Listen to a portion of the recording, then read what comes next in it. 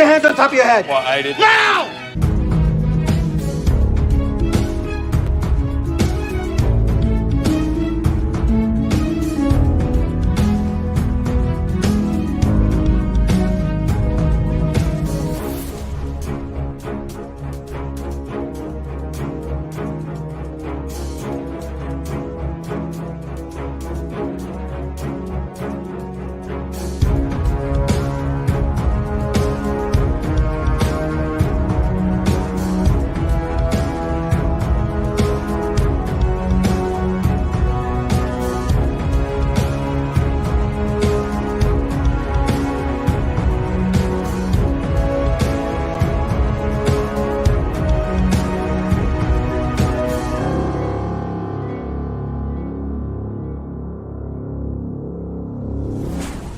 And I'll bet your mother had a loud bark.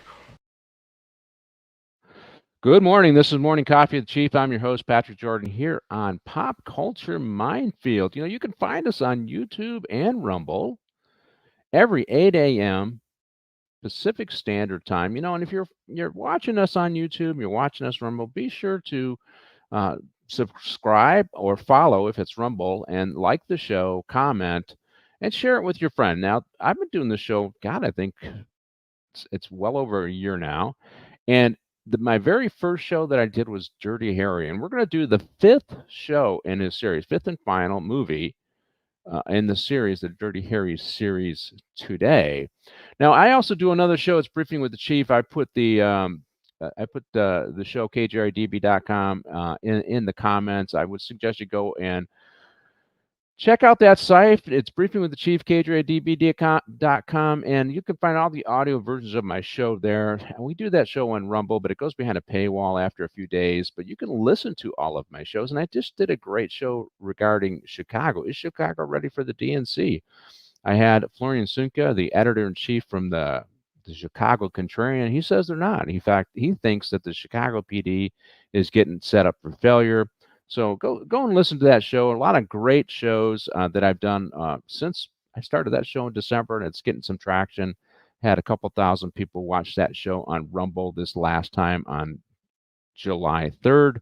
And so my audience on Rumble's picking up, and I'm going to have to ask how big is my audience on their radio platform. I haven't checked that out yet.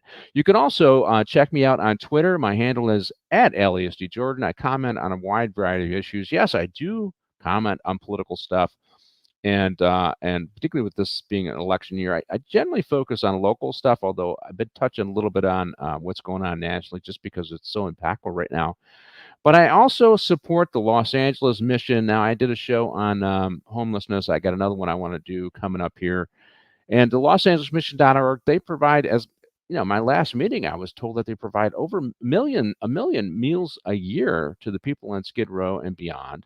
They also provide supportive housing for those who are ready to get off the streets. And it's a little different than what you hear with government, because they do have expectations that people are going to follow the rules, that people are going to make an effort to get off drugs and narcotics, to get in their more extended programs. They do provide some basic services for those who are on the streets and not ready to make a change, but they give them a place to get a shower and get some basic clothing items and some basic treatment. But when they're ready to get off the street, they provide wraparound services for a 6-month to 12-month program, and they have an excellent success rate for those who make the commitment. And they get most of their money from private entities like me and you, people who make small donations. And so go to the LosAngelesMission.org, make a donation, help somebody out who is struggling. Hopefully we'll get some new policy in here, because they're going to pass a new bill in California where we're going to finally start dealing with the fentanyl dealers. The last 10 years, our policymakers have decided we're not going to get tough on fentanyl dealers. And I think last year we had over 100,000 fentanyl overdoses in the United States. So it's crazy, but in California, at least, we're moving in the right direction, as is Oregon and some of the other states. So anyways, you can comment, you can watch those shows, and you get my political commentary on those shows. And I think my next show, I'm going to interview a judge, because it's, I'm always perplexed. How do you pick a judge? And so this will be my second judicial candidate that I interview, and that's tomorrow at 2 p.m. Pacific Standard Time on KJIDB.com, Briefing with the Chief. So let's get to our this show. This show, it's the Deadpool with Clint Eastwood, and it's his last installment in the Dirty Harry series. There's 5 of them, and we'll kind of go through them a little bit when I bring my guest on here. But the Deadpool was released in 1988. It's a neo-noir action thriller, and it was directed by Buddy Van Horn, and it stars Clint Eastwood. But you're going to see there's other people. Liam Nielsen's in this pick, and so is Jim Carrey. So two guys who go on to be, A-listers themselves. But it doesn't really save the movie, because I would say this is the worst in the series of Dirty Harry. And also we have Guns N' Roses and in this movie, and we'll talk a lot about them just because my guest has some experience with them and the whole rock and roll scene in West Hollywood, where those guys spent a lot of their time as they were coming up. And, without further ado, let's bring on my guest, and that is, you've heard him before, he's retired deputy sheriff from Los Angeles County Sheriff's Office, Mike Ascolese. He's also an aficionado of all things Hollywood and rock and rollers. He's a rock and roller himself, and I thought he'd be the perfect guy to bring on for this show. Hey, Mike, welcome to the show. How you doing, boss? Good to see you. Oh, he's calling me boss. Now he did explain the very first night I think he worked patrol, he worked with me. And I guess it was a busy night, and he remembered all of it. He talked to me about it, and for me, it was just another Friday or Saturday, I guess it was. but he has those experiences himself. Somebody probably rode with Mike on a busy night, and they remembered everything. Was there for? I hope they don't remember everything. Oh, well, welcome to the show, Mike. How was your 4th? Good. It was good. A lot of fireworks up here, and we even had the giant mortars in front of my house. We were blowing off. So we had a good time. Well, he is obviously he's not in California anymore. He's a California refugee. He's left the state, like a lot of good people left the state. Hopefully some of the crazy policies here will get under control and people will want to return, but I think it might take a couple decades to improve it. But hey, the Deadpool, right? This is the last in the series for Dirty Harry, right? For the Dirty Harry series. And I got to ask you, of all of the installments, where do you rank this one? And what's your favorite Dirty Harry pick? Oh, that's really rough. I enjoyed them all a little bit differently. The first one, I think, is one of my favorites only because we were introduced to the character, and so everything was new and fresh. And the bad guy in that one was pretty far out and crazy. I enjoyed that very much.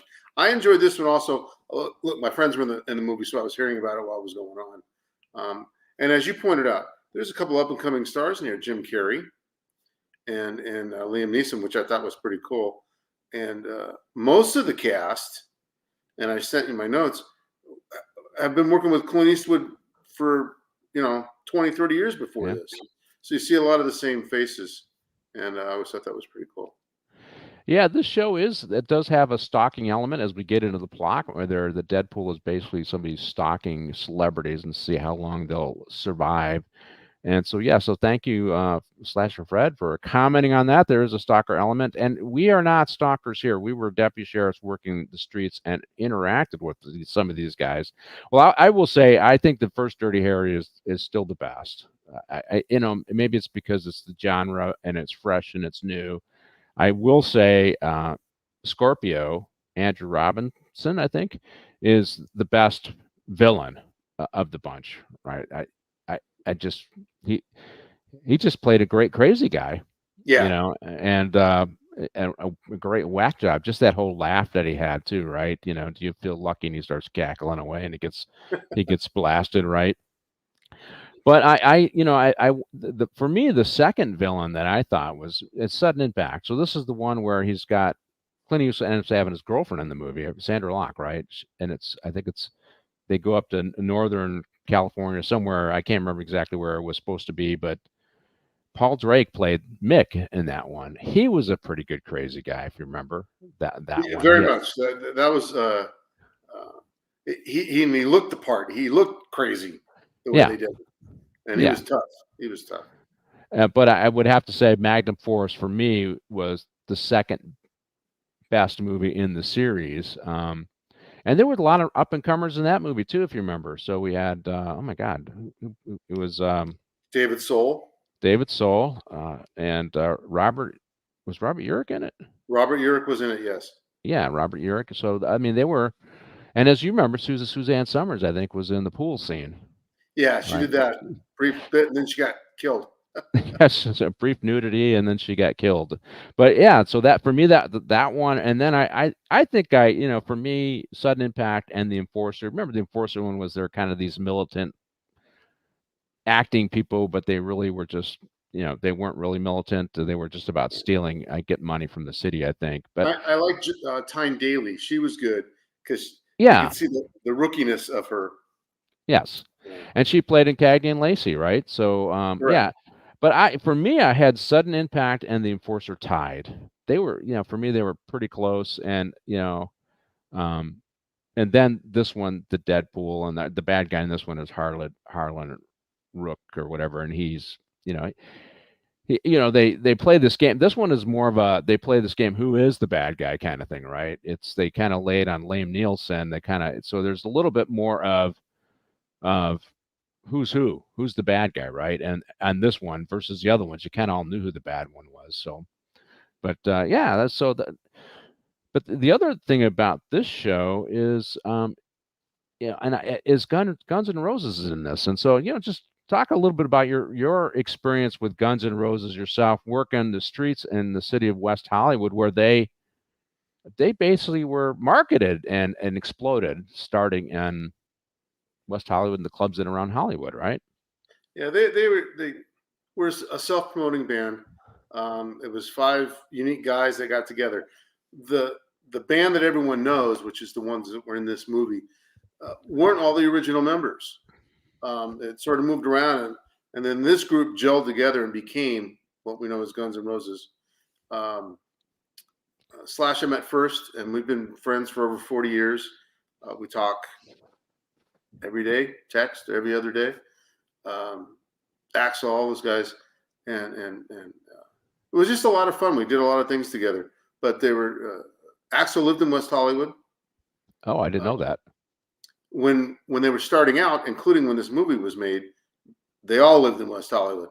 They were all in this little cruddy apartment right off of Holloway, and so they came out of that scene. And what was unique about them was just the music. The music was very different than what everyone else was doing at the time, and became huge. And then it exploded a few years later, and then they were off the charts, huge. And it's like Kiss. Wherever you go, you know who Kiss is, and you know who Guns N' Roses are. Yep. Metallica. They just became one of those gigantic bands, and forever may they be around.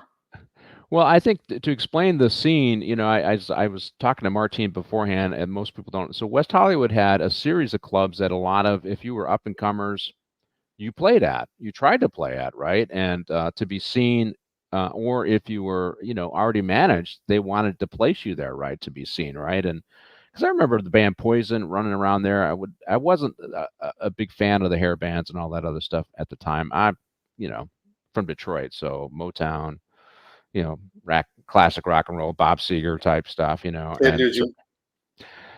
I wasn't Cat Scratch Fever. Yeah, that was a big one that we would always listen to when it came on when I was a kid, right? And but I was more into Bob Seger, and I liked the Eagles. I mean, Glenn Frey was from Detroit, right? And so and I liked a lot of the stuff in the '70s, Beach Boys, that kind of stuff, but I never got into the heavy metal stuff, right? And so I wasn't all that enamored when I was working the streets of these guys. There's just guys with long hair running around with tight pants on to me. But yeah, because that's what the scene was, right? They wanted to play at the Whiskey a Go-Go. They wanted to play at the Roxy and the Rainbow, and what was the other one? Gazzari's was on Gazzari's. Gazzari's was on that strip, and I remember the Troubadour. I thought the Troubadour was more folk, but some of these guys played down in the Troubadour on Sunset. Was there? Did I miss a club on Sunset in our area, in the sheriff's area? So you had at that time, you had the Central, which is where the Doors came out of, and that became the Viper Room. You had the Whiskey a Go-Go, there was a cat club right next door to it that most of the guys didn't know about. There was a club right next door. The Roxy was huge, and obviously Gazzari's. And most of these bands, it was pay to play. Yeah. So they had to draw people in. They really had to sell the tickets. And so you would see them out on the boulevard trying to get people to buy the tickets. And so that was a big thing. Then the Troubadour was down on Santa Monica Boulevard near Doheny, and they also played there. And then if you jumped out of our area just a little bit, there was Madame Wong's. Guns N' Roses used to play there quite often. But most of the scene was actually in West Hollywood.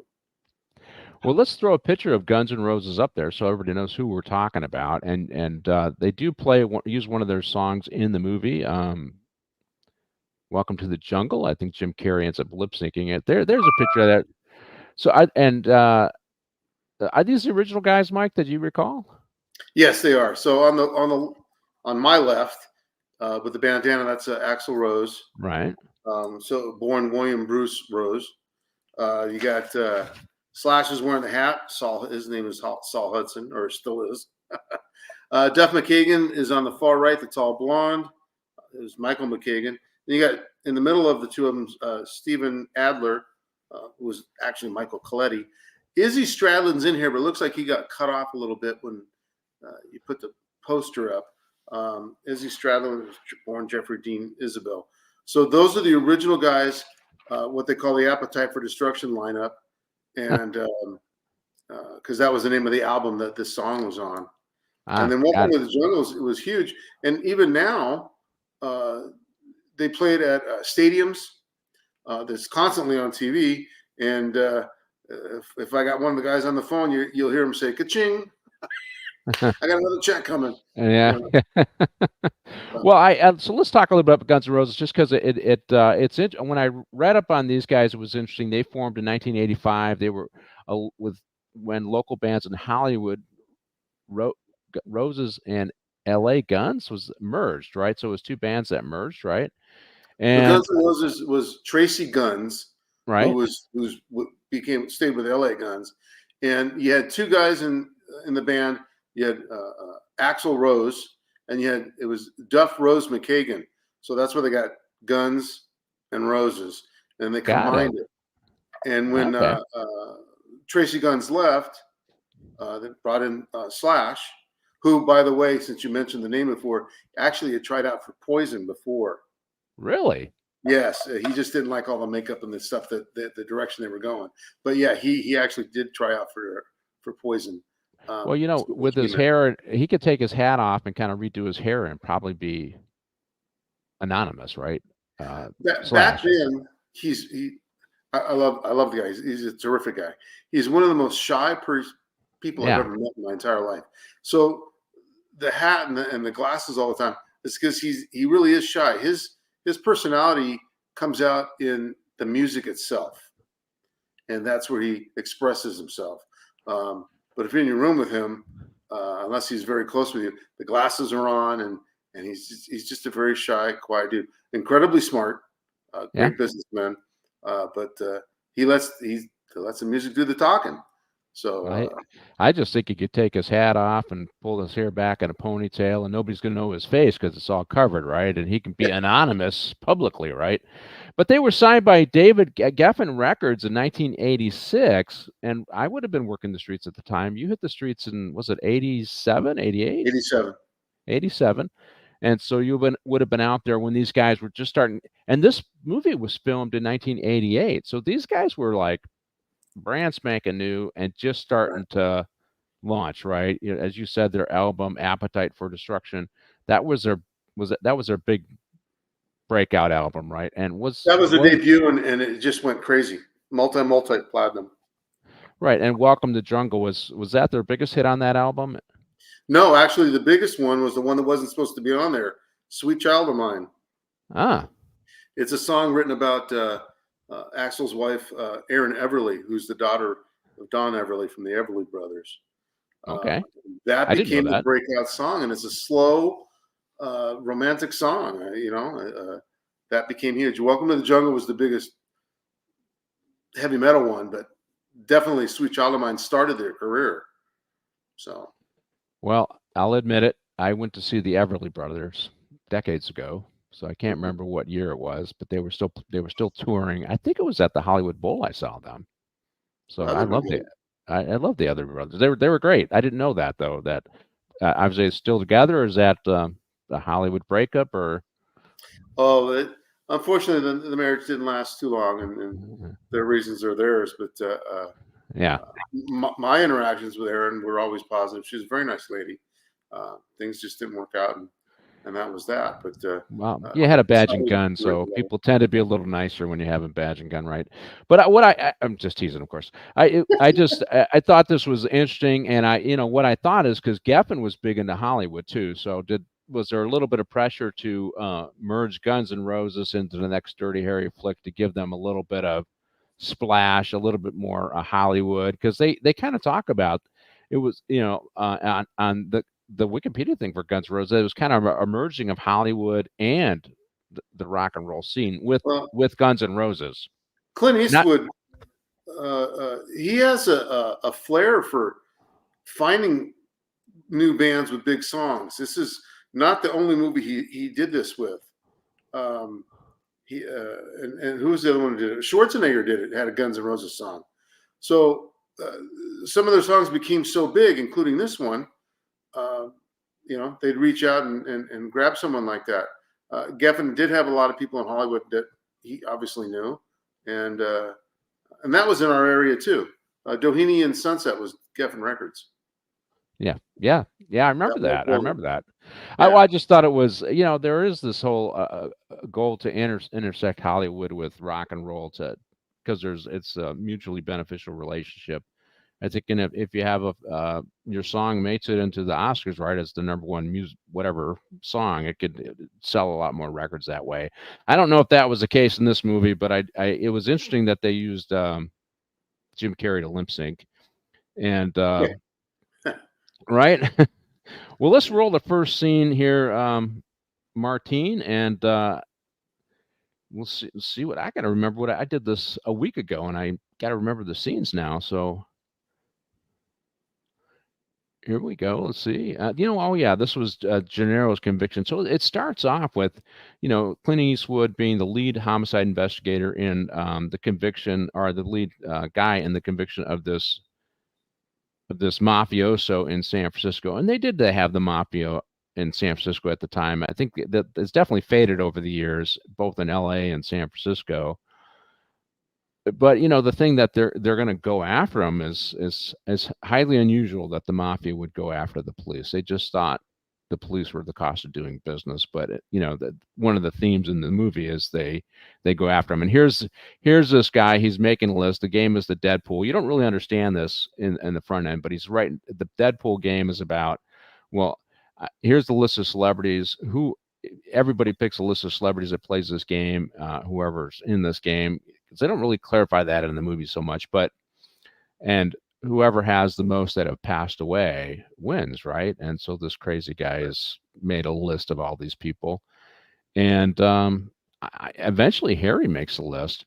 But the thing about one of the things about the, I will say that going after cops is not unheard of, because we had remember that LAPD detective? He was investigating, I think it was some black gangs, dope dealers, and they targeted him and killed him as he was picking up his 5-year-old son from kindergarten. I'm trying to remember. It was Williams was the name of the detective. You remember that case? I think it was '85, when it happened. I don't remember his name, but I remember the case very well. And his kid was there when he got killed. It was terrible. Yeah, the dad saw it coming and told this kid to duck down and covered his kid, and the bad guy, the gangster in that thing, and hired some guys to kill him. And it's funny, one of them, one of the guys who was kind of the go-between, I think they released him from prison, which is crazy here in California, that they're saying, well, if they weren't the trigger people or they didn't organize it, then we used to have what was the section? It was the felony murder rule. And so if you were involved in a crime, and even if you didn't pull the trigger, but a murder resulted from that, so let's say you're doing a robbery and you're the getaway driver, and the clerk gets killed, Well, then everybody gets charged with murder based upon the felony murder rule. Well, California did away with that, and then all these guys who were involved in this behavior apply, and people were able to get paroled. So I think one of those guys was able to get paroled, which is crazy to me. So it is realistic that, you know, cops, they will go after cops. It's just, to me, it's unrealistic that the mafia would go after cops unless the cops are corrupted themselves. So, well, any thoughts on that, Mike? I think Dirty Harry, the character, was such a thorn in their side, and he was such a, for them, unpleasant person. I think they were going after him personally just because he was a tough for them. They couldn't operate with him being around. He was coming after them no matter what. Yeah, and if you remember the second movie, The Enforcer, it was they were going after the Magnum Force, I guess, the bad cop guys, I guess, which they were going after the really criminals, and they were setting Harry up by targeting the mafia and suggesting it was Harry. Remember that? And they shot it out. They had machine guns, and he just had his 44, and of course he ends up winning the day. And of course, Dirty Harry gets in. We got the opening scene shootout, and these guys try to take Dirty Harry out because he got there. And you just missed it. There was a line of 6 dead bodies, so they're taking him out. They're shooting at him with machine guns, and he ends up killing 6 of them, just like Dirty Harry does. And of course, sometimes it is a little bit of comic relief, but the guy asks him, "Hey," his boss says, "Hey, man, look at your car. It's got all these bullet holes in them, right?" And of course, he does this little quip, but that follows the typical formula of the Dirty Harry movies, right? Right. Got to have the opening scene. Of course, Dirty Harry is the guy that does, as they explained in, I think it was the first movie. Why did they call him Dirty Harry? Because he does all the dirty jobs. He's willing to do all the dirty jobs, and the dirty job in this movie, I guess, is, of course, at least in the opening scene, is taking down the mafia guys, right? Right. So, and let's see, what else do I have on the opening scene? Oh, yeah, because he takes, they want, I won't say who I worked with, but man, I would do stuff where we were very successful, and everybody wanted to market it with the media, this one particular guy in particular, and I couldn't help but saying, hey, we want to market Harry as great marketing value. And God, I've worked with guys like that, right? Oh my God, we did this.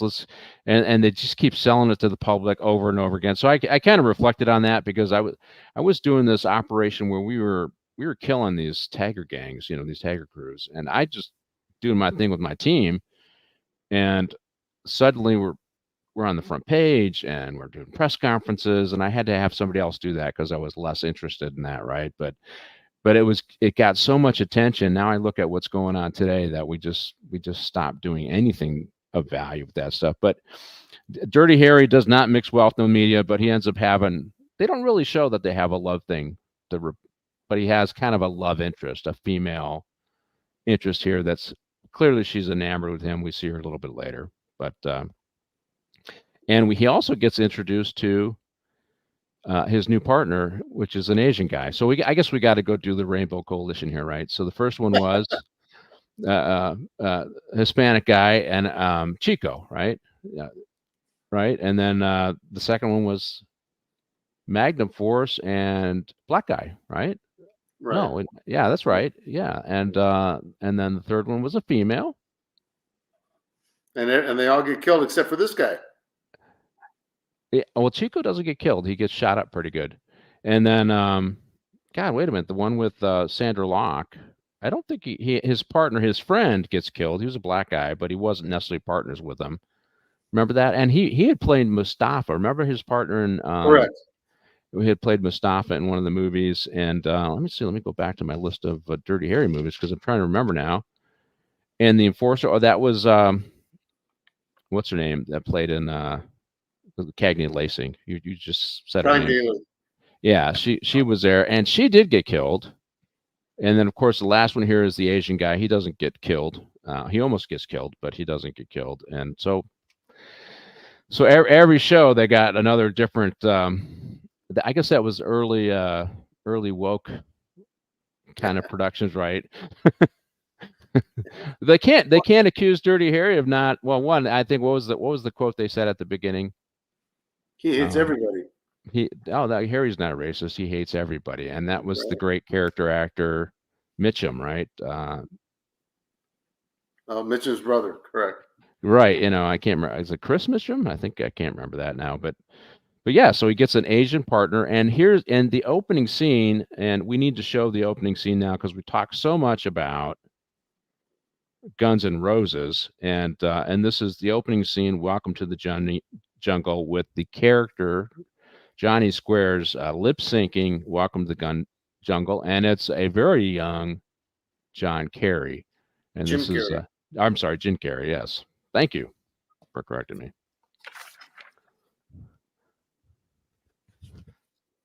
So they're doing and you know what, this actually it was relatively new. They're doing a music video. Yeah, those were new back then. I Yeah, should say they were new. They'd been around for a little bit, but they were getting bigger. Well, yeah. What didn't the music videos used to be basically shots of their concerts or maybe them playing, but then they began to get a lot more. Well, back in the mid '70s, Queen actually brought in what became the music videos. They started off with doing some unusual stuff. When did MTV start? Because that's when I remember seeing the music videos. Somewhere around 81, 82, something 81. like that. So yeah, this is all relatively new stuff because then that was a platform for them to put out the music videos, and it wasn't, you know what I mean? So then it became an important part of the marketing for all albums. I think the most famous one obviously has to go to Michael Jackson's Thriller. Has to be, those ones have to be the most. I mean, there's a lot of good ones, but everybody remembers that. Just the dancing and the amount of money put in that. And good morning, Penny. Thank you for commenting, and it's good to hear you. It is Patrick and Mice today, and Martine. So, but here we got, and Jim Carrey wasn't bad at lip syncing in this. Do you remember listening? He did okay. He did okay. He started trying to do the little dance that Axel would do when he shimmied like a snake, and he tried doing it, and it was just funny coming from Jim Carrey of all people. And I didn't recognize him right away. I watched the movie and I go, oh, wait a minute. And I looked to see it was in it. That was Jim Carrey. When I first remember seeing Jim Carrey in Living Color. Do you remember? Correct. Yeah, Fireman. It was a Fireman Bill and Fireman Bill. Well, he played a lot of little different stuff, and it was the Wayne Brothers. I think had that show. The Wayne Brothers, yeah, and that's where I remember. And he was hilarious. He always was pretty good at his skits, and of course, he went on to do a bunch of different stuff, Pet Detectives and all that. Pet Ventura? Ace Ventura. Ace Ventura for Pet Detectives. Yeah, that's it. But here he is, and of course, Lame Nielsen. You see him. God, he looks so young in this, and this was. I think they said this is one of his first starring roles here, Dirty Harry. Yeah, it may very well be. And then he goes on to be kind of his own kind of action hero, very much in the genre of Dirty Harry himself later on in some of his flicks. I think. Yeah, he started with Dark Man, and that was a really dark superhero type thing. And gosh, he was in Batman and Batman Begins, and on and on and on. And then now he's doing all the movies where he's a ex-CIA agent and things like that. Yeah. Taken. Yeah, I do like him. Although he's done some other ones. There was one where he was like a Cold Pursuit, where he was he would clean out the roadways from snow. I don't think they were in Canada, but I saw that one. I can't remember the title, but I did see it. And it's kind of the same character, just different. But one of the other. I mean, I like him in a lot of stuff. I mean, certainly Rob Roy was one of my favorite movies. In fact, I'm going to Scotland this year, and I'll have to look and see where Rob Roy, because he was a Highlander, one of the Highlander, the Scottish clans, and I'll have to look and see where.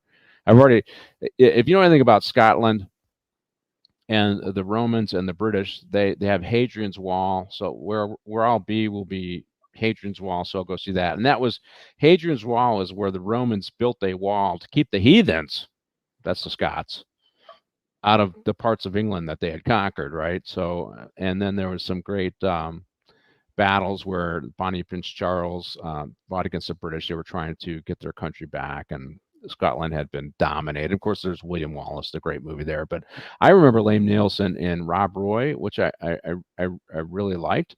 But he played one where he was on the train. I forget for that one, but he's done so many good movies. And Schindler's List. Say it again? He was in Schindler's List, which is one of the toughest movies. Yeah. And then, of course, he was in Star Wars. He was great in Star Wars. He was Qui-Gon Jinn, which I'm a big Star Wars fan. So I didn't know that. I'll have to look for him. Okay. Well, I'm glad I brought you on because you and John Bayless are trivia on movies and television shows. I have to bring you both on. Did I ever have you both on a show? And I could do a trivia question or trivia thing. For there we go, you guys. You have a contest. Have a contest, yeah. But yeah, I mean, I like Liam, and I like him as an actor. He's really good. He seems like a really decent guy too. Because there's some people, they're great actors. Like I like Robert De Niro stuff, but I don't really like him the person. I like a lot of Alec Baldwin stuff, but I don't really like.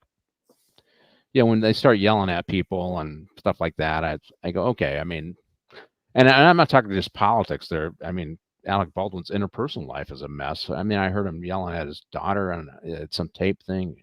Okay, I don't like that guy. But you know what? His craft, he's really good. So, and one of the other things is they do talk about this is, and I wanted to talk a little bit about it because Johnny Squares, Jim Carrey doesn't last very long. He's on the Deadpool list and he gets killed by the bad guy. And I think it's important that we talk a bit.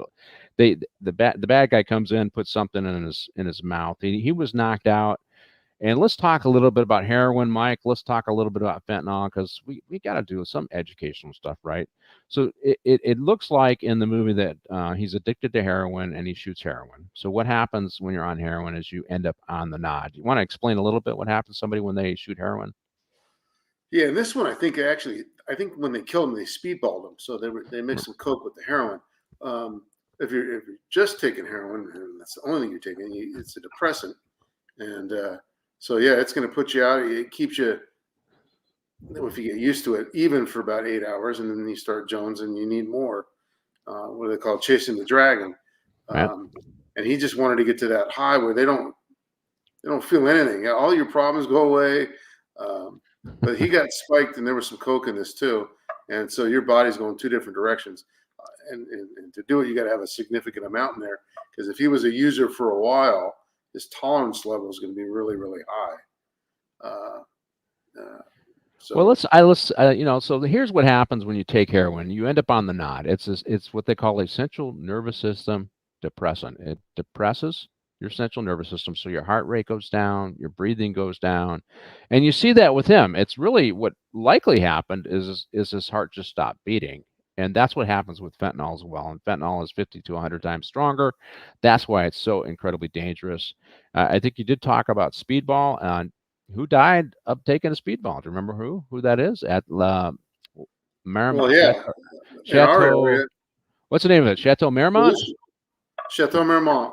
John Jim Belushi died. That's what he was doing. He was speedballing. So what a speedball is, it's either coke or meth mixed with heroin. And just for everybody this is why so many people are dying of fentanyl. So what the dealers are doing is they're mixing fentanyl with cocaine or methamphetamine or Percocets, or they're making the pills, and they're mixing it in there. And the thing about you got a stimulant, which would be cocaine and meth, and you got the suppressant, which would be heroin.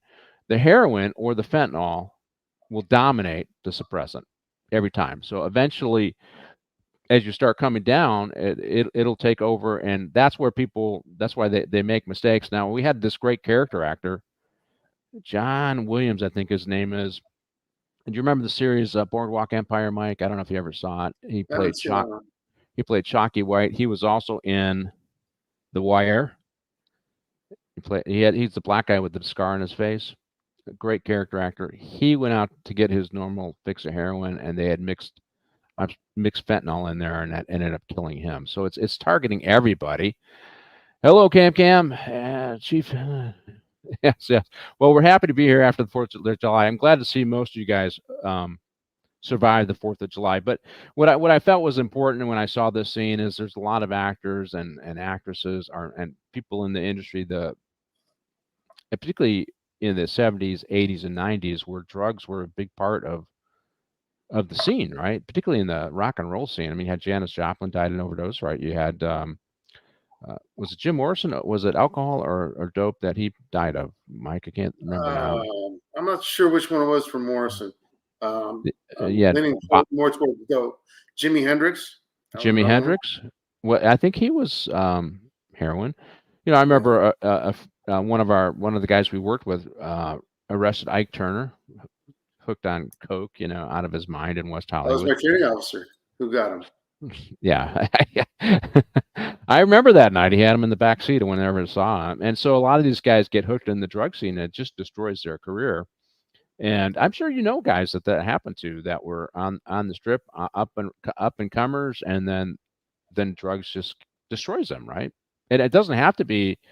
God, there was a guy that I'm just thinking now. He was on the transit system, and he was kind of a pretty boy looking guy, and he got hooked on heroin, and we arrested him. I can't think of his name now, but you know, it's not unusual that for these rock and rollers to get hooked on stuff. It's just put out there in front of them all the time.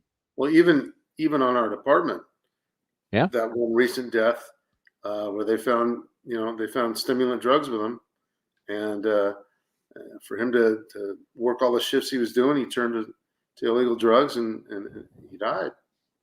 Yeah, a friend of mine talked about somebody working narcotics, and it eventually got to him.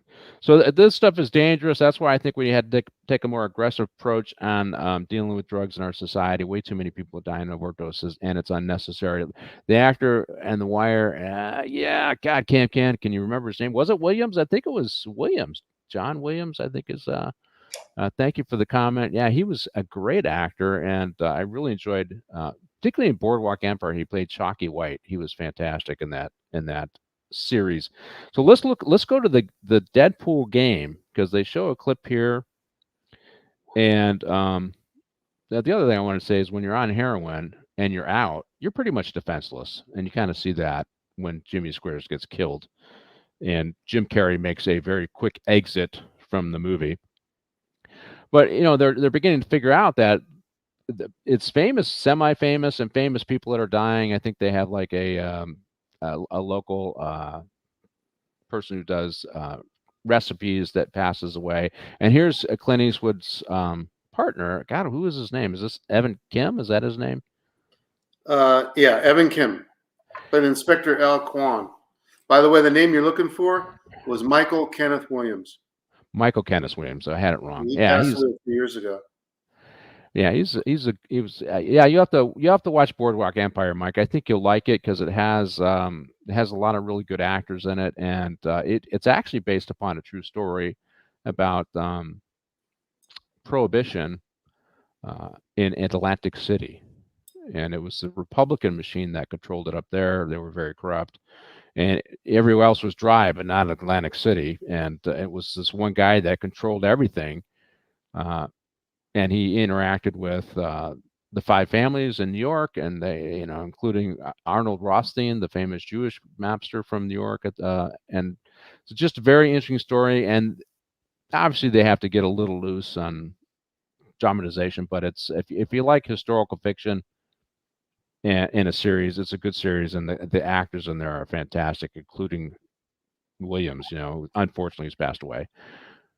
So on the Deadpool, the issue here is they're looking who's on what list are they going to survive, and I think they start finding the producer of the music video is killed, and they find a list on him, and they find a list, and Dirty Harry ends up on the list, and that's when they're beginning to realize that these deaths, these murders are linked, because one of them is a robbery, but the guy ends up getting killed somehow. So I don't know.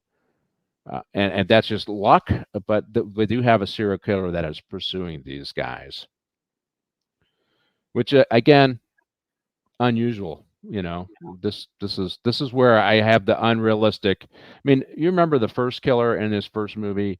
At least that guy, Scorpio, it was based upon the Zodiac.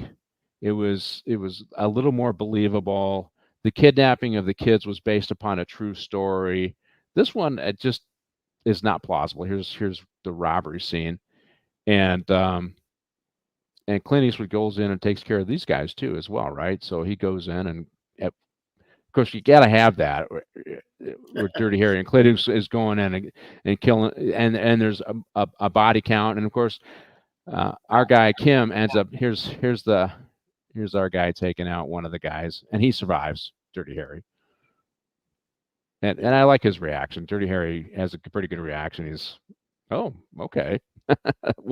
That's one way to kill one way to solve a problem. I didn't look to see who the bad guys were up here. So lots of times they were up and coming character actors, and you end up seeing them in other stuff later on. But I think almost everyone in this movie has been in other Eastwood stuff going way back. Now I remember Evan Kim, and he's been in a lot of different shows. I just can't remember which ones they were. But the other thing about San Francisco is they have a big Chinatown. They had triads. They had, if there was a place that had overt Asian gangs, it was definitely San Francisco, right? And so they recruiting from the Asian community to deal with these guys. With China, and here he is. Teaming up with the Chinese American community is good for the public departments. And so obviously Clint is throwing out his quips there. And here he is. He finds one of the letters where the different names are on, and they're realizing there's something more going on here than just people dying. They're interconnected. Right. He finds the list, and I think later on the list was sent to the reporter. Yeah, and I think they put her name on it, didn't they? I think she ended. Did she end up on the list or no? No, I don't think she was on it. I think they were just trying to, at that point, sort of advertise it a little more because these guys had already found part of the list. And now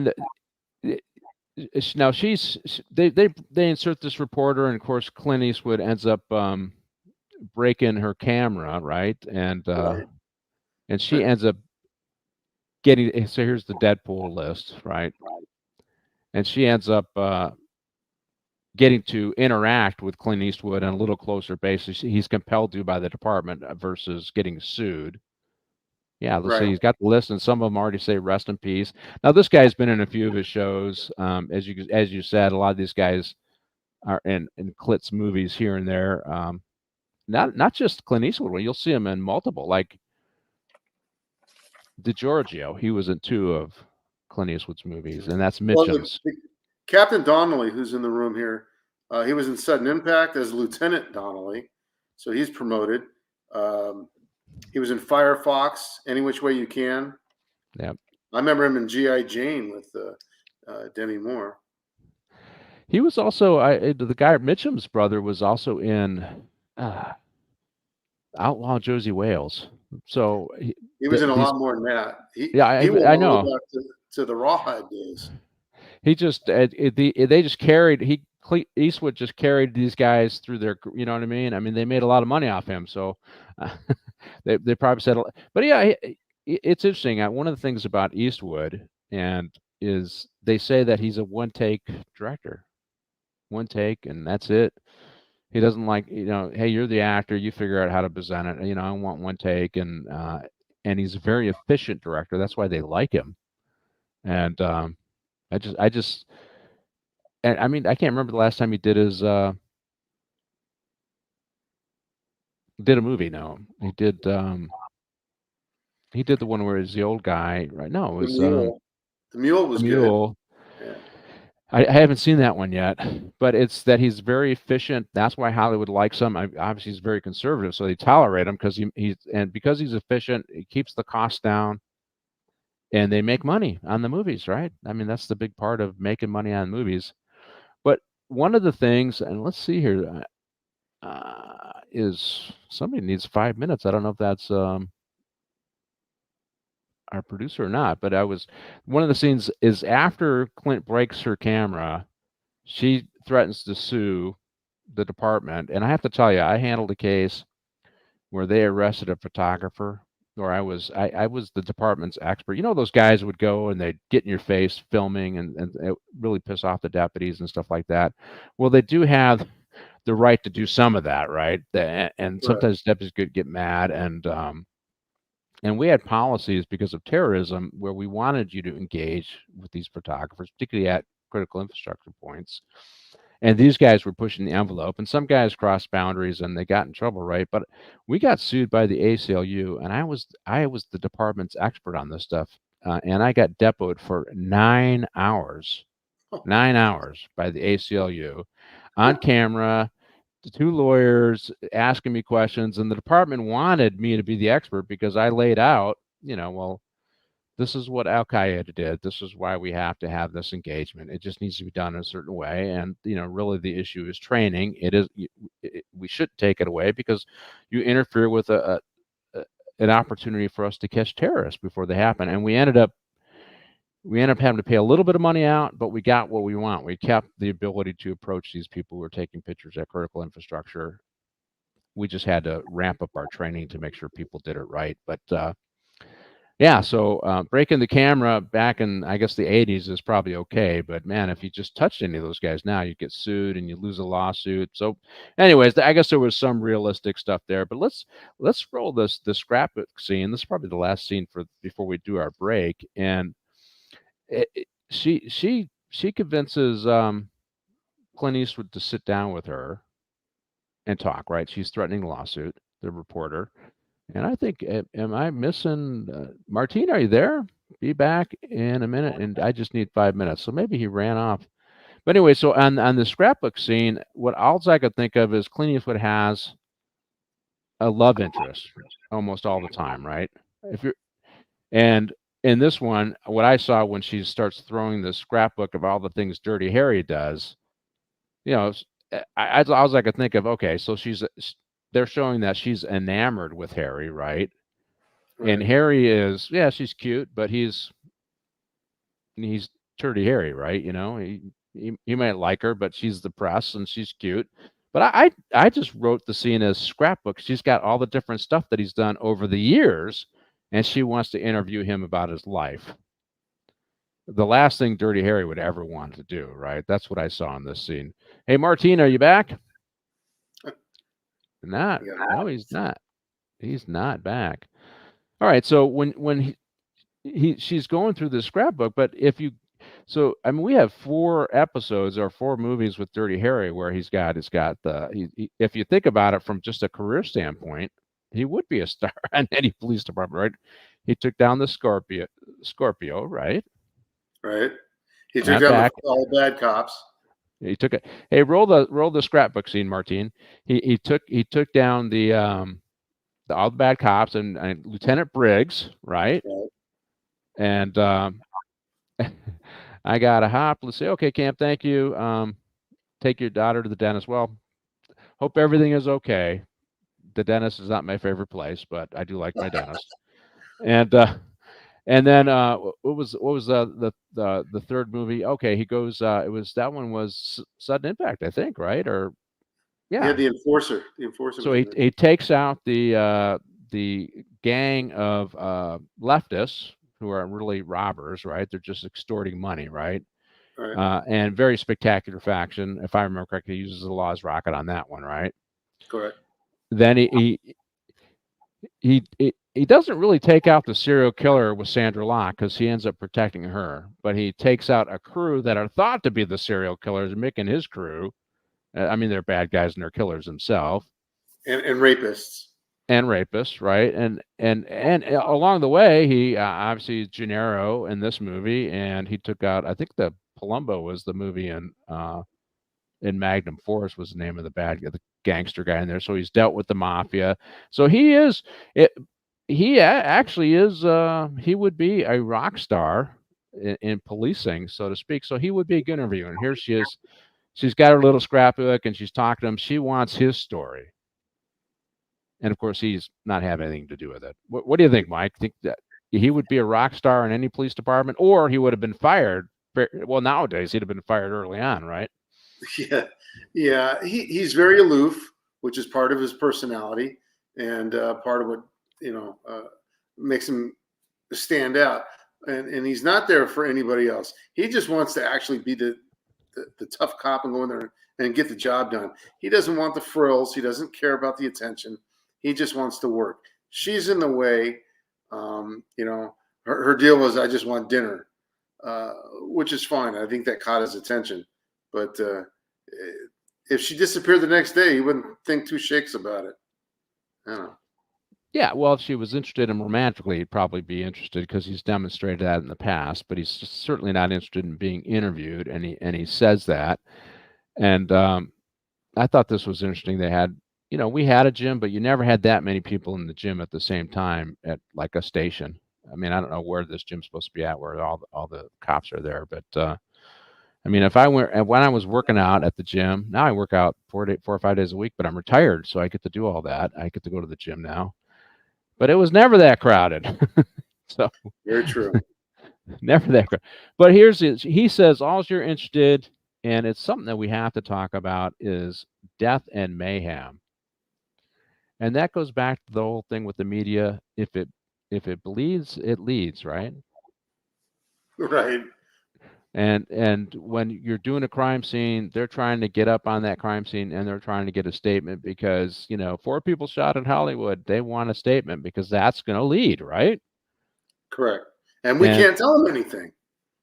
Yeah, I know. Yeah, we had a shooting here and yes, 4 people down. But you can't, that's about all you could say. And then, but you're right. You can't say anything, but they want a statement from you, and he's not wrong, right? This is his criticism of the media. If it bleeds, it leads.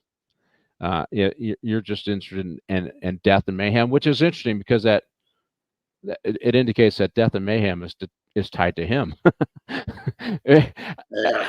If you think about it, I mean, I shock and awe, and I didn't do this on this movie, but I think I did it in like Sudden Impact. I was counting how many dead bodies, right? I go, okay. And I forgot, like the first scene, I think he had 6, right? And they tried to take him out a second time. I think he got a couple. And then the robbery scene, I got a couple there, right? So, I mean, I was adding them up, and nowadays you'd have been on the bench for the next 10 years, right? Because they just said, oh no, we can't let him out, he might shoot somebody else. The public would say that, and obviously they would ignore everything else.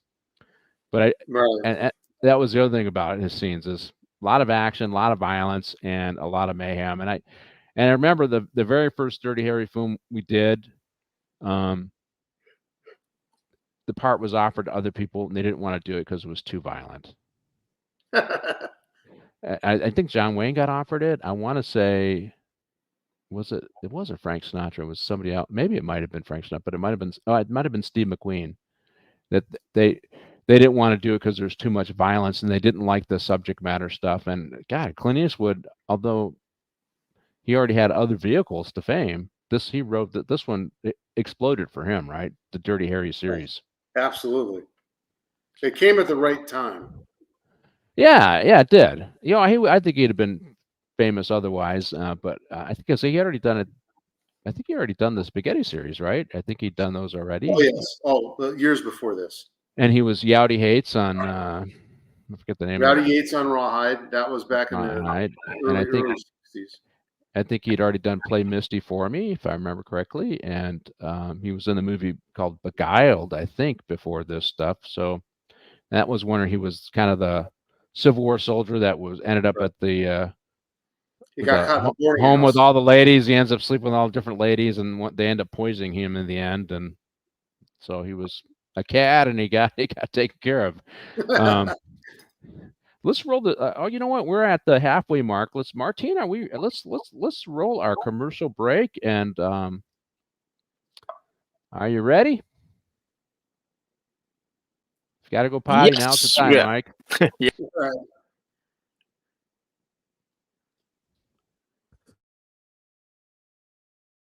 There's only one location on the internet where you can get it all: movie, TV, and comic industry. news and rumor analysis, official scoops from Geekosity magazine, reviews, and interviews. So, when you need it to be Sunday, there's only one place to go, mate. Pop Culture Minefield, where they're always talking nerdy nerd stuff. Right, jog on then.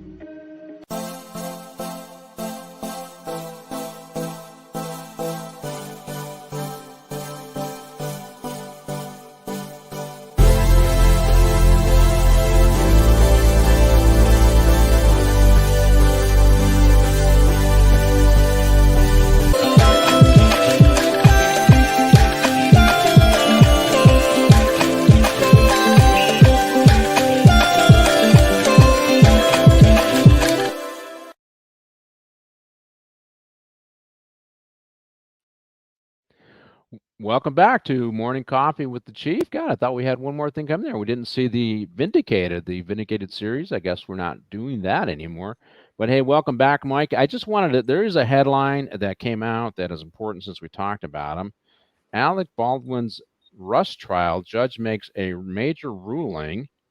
It's an early legal win for Alec. He's getting prosecuted for manslaughter, I believe, down there for shooting the weapon that the prop gun that that killed one of the set managers, and let's see, that they cannot rule evidence of his status as a producer on the film. They cannot use it, which is because the issue about that is because he's also, as a producer, he's also responsible for the set. safety on the set, right? Which I think that's a big part of it. They can't use it, but there's still other issues there. I mean, just from my reading, based upon information that comes out, Mike, and you can certainly clarify what you think, is on set they have a lot of rules, and a lot of this is because of tragedies that have occurred in the past. I think Brandon Lee was killed on the set of The Crow, I think, and they used it was a prop gun there where a wadding from a fake bullet, ended up entering him and killing him.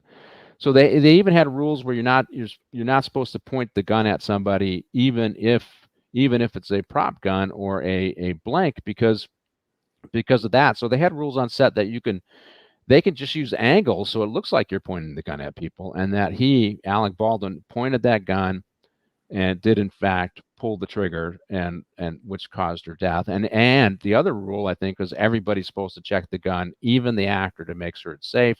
And since he is a long established actor who's used prop weapons in the past, I guess he had that obligation as an actor. As a producer, he would have greater obligation to make sure that these safety protocols are followed. And so that is a big ruling for Alec Baldwin, that they can't use his overall obligation and responsibility as a producer to maintain good set, because that he would then be partially responsible for the armor's failures as well, as in addition to his own. And any thoughts on that, Mike? I know I kind of throw that at you now, but no, I don't remember all of it. Did he fire twice? Because two people were hit. One died and one was hit. One bullet went through both. Went through the gal who passed away and into, I think it was the director, and he survived.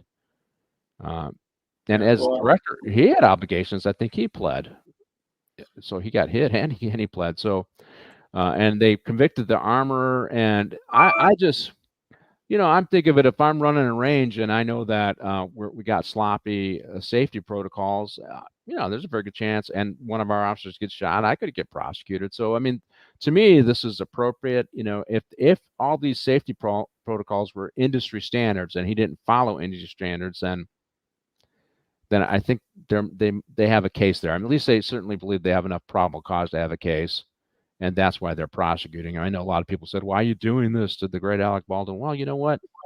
He's got to be held to the standard just like everybody else. And the thing about arrogance, can be corrupting in a lot of ways. I don't have to follow the rules. And that, if I had to say one thing with Alec Baldwin, that I think he espouses that. Entitled. Yeah, entitled. Rules for thee, but not for me. and that's why he's able to act like a petulant child in a lot of ways. And it's probably going to get him in trouble, right? Well, and this gun that he's using was an old style gun. One of my questions would be, if I was a juror, why was he aiming at them?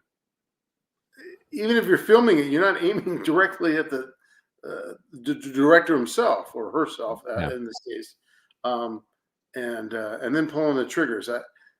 Look, we dealt with guns our entire careers and our lives. Yep. You're always safe with it. When it's not being used, it's aimed in a safe position. And this wasn't, like a brand new Beretta or something like this. This was an old fashioned weapon, and that means he had to cock that thing to fire it. And so there was quite a few things that should come in that were wrong as far as gun safety. Yeah, I don't care that it was Alec Baldwin who did it. He still fired the weapon. Yep.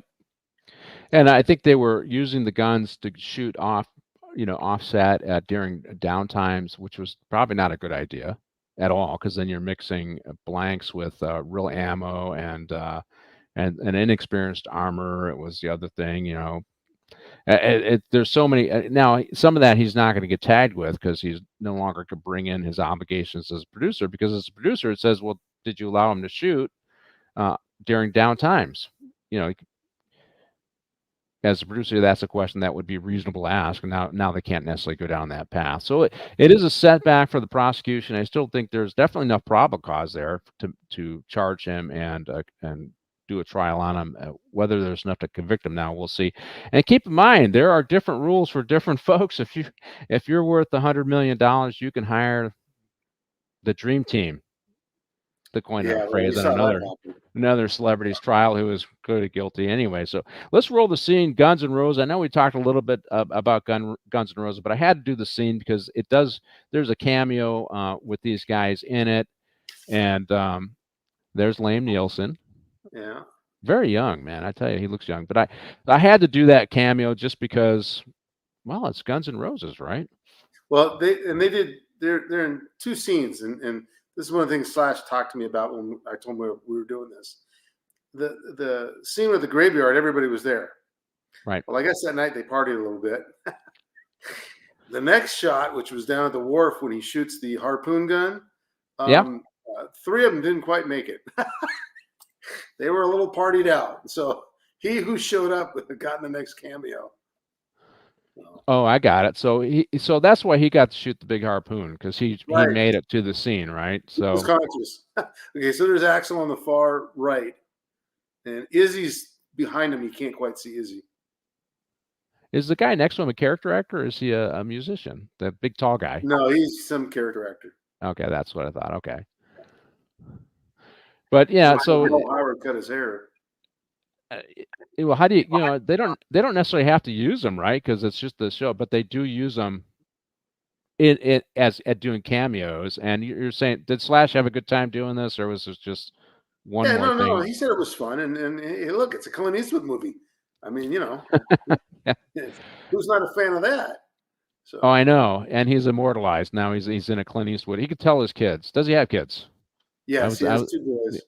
Now, I was in a Clint. And even Dirty Harry. I mean, you look at him now; he's definitely looking old. Now, he's definitely older in this scene than the first one. Look how young Liam Neeson look. He's decent size there.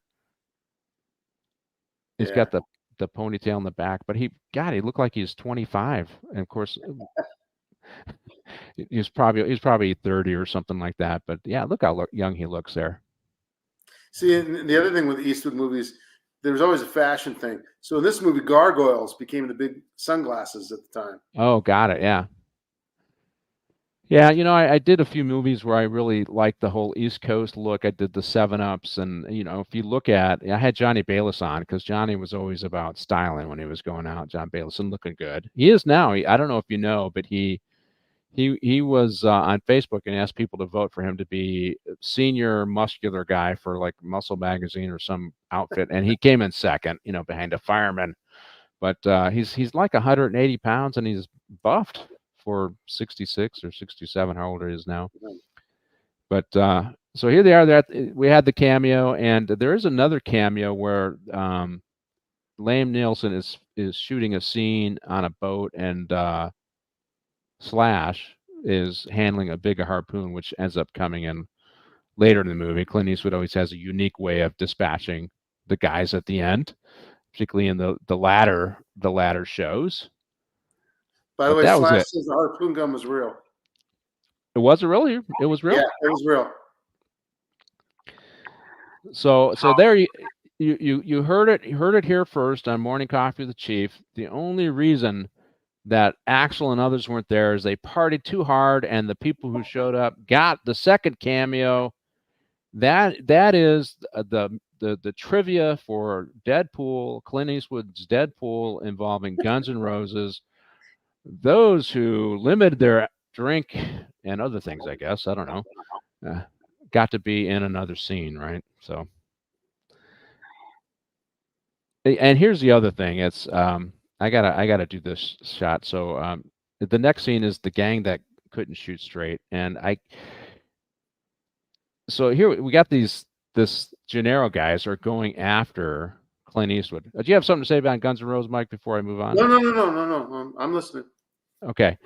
And the scene, the gang that couldn't shoot straight, is what I called this. And the reason why I called it that is they're after Clint Eastwood, and they can't seem to. I mean, they got machine guns.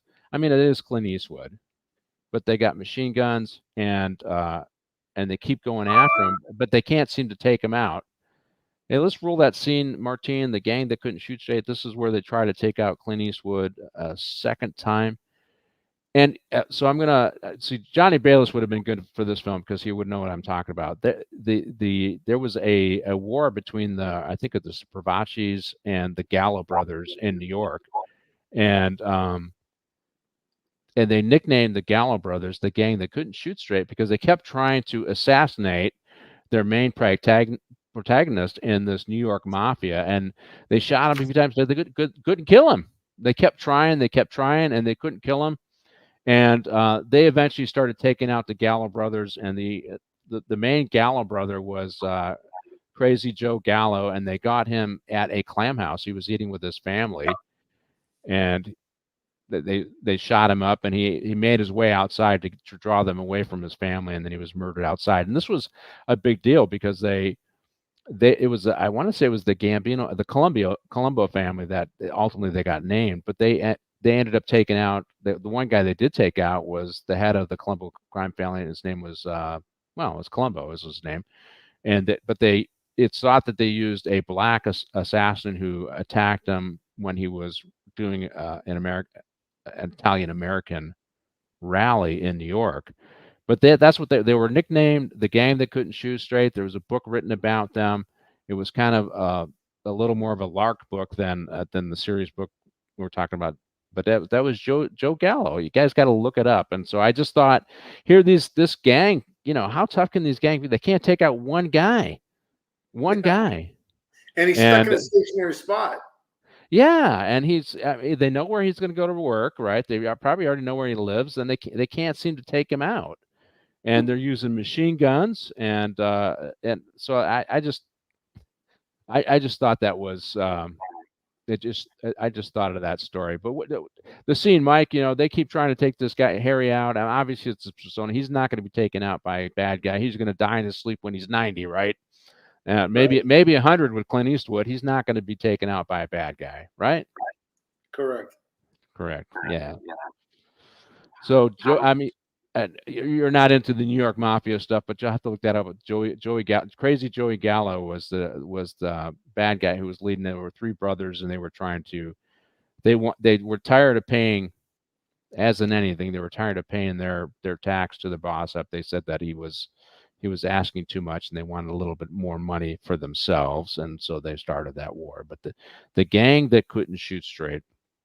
Okay, so let's roll on to the next scene here, and I wanted to do where they kind of the killer in this thing, and they don't really reveal the killer toward later in the end, right? You see him rolling in, right? And every time you saw the killer, you just saw him from behind. Right, and I did want to talk a little bit about the targeting, because we did have somebody, I think Cam talked about a stalker, But they're setting Swan up too, right? They're making it look like Swan is the guy, and I think he is playing the Deadpool game himself. Swan is, but he's obviously not going out to kill anybody. But this movie, unlike the other ones, they're throwing it on to other people, right? Clearly throwing it on to other people like a whodunit. Whereas the other ones, Clint was trying to figure out who's killing him, but there wasn't this concerted effort to cast one of the characters as the serial killer. But you had this with Liam Neeson. And again, I just wrote again in my notes, he looks so young, right? Liam Neeson in this one, and his character wasn't helping himself because he was kind of arrogant. Yeah, he was kind of an arrogant pain in the butt, right? And but that's I don't know. Whenever I worked movie jobs, I always dealt with people. Most of the people that I worked on movie jobs with were very professional. You didn't get this. I don't know if you got that, Mike, but movie jobs, or when you were enacting the business end of these guys, they were usually pretty straight in my mind, because they had a business to run, right? I think that's the part they don't understand about Hollywood or the music industry. That's not only are they spending a bunch of money, but they want a good relationship with the officers that they're forced to hire, actually. So you want to keep it good. Yeah, I remember. Do you remember the Hill Street Blues? Yes. The show. I was working a movie job, and there was one guy who was a tall guy. He played football at Columbia, Marinero or whatever. Something like that. He came talked to me for about a half hour, and he was very nice. But I was also working a movie job with Bruce Willis. He didn't talk to me at all, but I want to check that guy's eyes is all I kept thinking, because I wanted to see if he's on something. He was always high energy, it just looked like that way to me. But yeah, so some of them would just come over and talk to you, and some of them I didn't know who they were. But I remember Ed Marinell, because I liked the show Hill Street Blues, and I liked his character. And I don't think he was more of a B actor. I don't think he ever made the A list as actors. But they're setting Swan up here, and here's the other thing I need to talk about, and they mentioned it in stalking before we go on to our other scenes, is, stalking is a big deal with these stars, and we'll talk a little bit about this car in a minute, but, Rebecca Schaefer, she didn't live far from West Hollywood, right? And she was stalked right outside, Yeah, she was killed, right? And it was a stalker that got her, and I was working I know I told this story as a night detective in West Hollywood. Somebody came in looking for Meg Ryan, and they asked me to come up and talk to the guy, and I ran him. He was clearly crazy, and he was looking for Meg Ryan. He said that he had some papers to serve her, and of course I wasn't going to give him any of that. But he had a conviction for a gun possession in the past, and so I decided to look up Meg Ryan and send her a letter with my boss's approval, of course, and say, hey, this nutcase is looking for you. I don't think he's going to find you. And sure enough, I got a call from her publicist, and then Dennis Quaid gave me a call because they were married at the time. And he said, well, should I get a gun? I says, you don't have a gun? He goes, well, I have a gun. Well, are you in California? He goes, no, I'm not in California. I go, well, you're probably going to be safe, but I would want to know who this guy is. And so you remember the firm Gavin de Beckers? I never heard of them. Yeah, they were the private investigators for the stars. So they showed up at the station, and I gave them some information and a booking photo of the guy, and never heard from him again. But that was my one exposure, at least through letter, to Meg Ryan and my conversation with. But yeah, stalking is a big deal for people who are famous. The premise of this is people who are famous are getting killed so that they can win the Deadpool game, and actors and actresses and movie stars and rock and roll stars, they need to be very careful, right? I don't know if Slash has ever, or any of those guys have ever had stalkers. No, Axel's got a very famous stalker. She's actually climbed the fence of the house out in Malibu a few times. How she got over, I don't know, because she looks like a butterball. But when the call would come out, he'd call himself to the station, and she's back, and they knew who she was. At different times, they travel with security. Slash is more low key, so usually maybe one guy, but he's still himself very careful. He'll switch his hat around backwards, pull his hair back. He's still recognizable if you see him on TV. But it's a pain. When they go on tour, they got to hide. They got to find security with a hotel. Movement's hard. And it costs money to hire security. And I know they earn a bunch, but they spend a bunch. So Yeah. you got to be careful with that stuff. A lot of times when, it makes it almost impossible to do certain things.